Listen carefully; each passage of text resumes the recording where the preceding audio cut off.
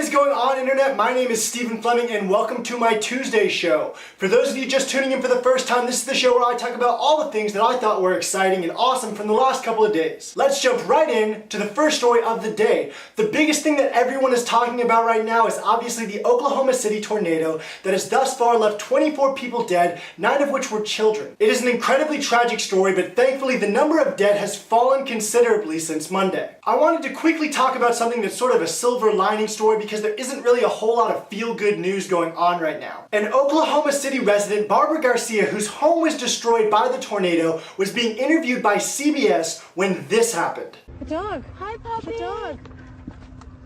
Oh, help me. Help Megan. Oh, Bessie. Oh, oh, oh. You can tell by watching the interview that Barbara is completely overwhelmed by the sadness around her, and honestly, it's just kind of fantastic to watch some happiness crawl back into her life. Anyway, Barbara found her dog, makes me feel all happy inside. As always, links in the description down below. Now on to the next story of the day. India just voted to completely ban dolphins in captivity within their country. For those of you that haven't seen the movie The Cove, I'm posting a link to the trailer in the description down below. The movie is about the illegal hunting and capturing trade of dolphins in the Taiji Bay in Japan. Every year, hundreds of dolphins are killed in Taiji, but they're also captured to go to commercial dolphin shows because they carry a $150,000 a head price tag. In fact, in the 2012 to 2013 season, 247 dolphins were reportedly captured in the Taiji Bay. India made their move obviously to combat this by removing dolphin shows from their country. Their hope would be that they would lower the head price of a trained dolphin. Also, dolphins in captivity generally become mentally unstable, they live shorter lives, and it is just dangerous to keep such a fast animal in such a small tank.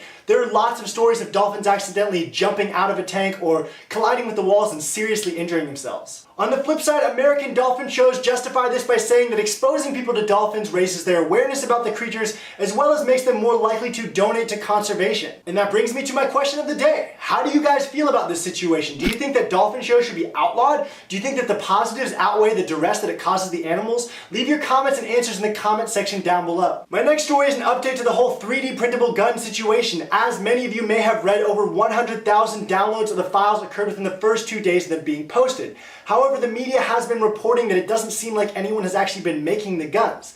Well, as it turns out, that's not really the case. A Wisconsin-based engineer uploaded this video of what he calls the Lulz Liberator. Why is this significant? Well, it is an improved and modified version of the original Liberator. In fact, it shoots bullets in a higher caliber, features a rifle barrel, and it shot 8 times in succession without the gun falling apart. Cody Wilson's original Liberator was only designed to be shot 1 time. Also, this new Lulz Liberator was produced on a $1,700 consumer-grade printer. That is a printer that is 1/10 the price of the printer that Cody Wilson uses. NASA also wants to be a part of this whole 3D printer situation because it has obvious implications for astronauts being able to produce things while in orbit, except for guns, of course. However, NASA is taking this in a new direction as they handed out a $125,000 grant to a company to produce a 3D food printer. The first item on the menu, a pizza that cooks itself while it prints. Now sadly, the second that Cody Wilson gets his hands on that pizza, he's going to turn it into a pepperoni and cheese flavored AK-47. Last story of the day, guys, I want to weigh in on the YouTube Comedy Week, and so far I kind of like it. Since YouTube is an independent entity and is not regulated by the FCC, it's really interesting to watch these things that look like TV shows,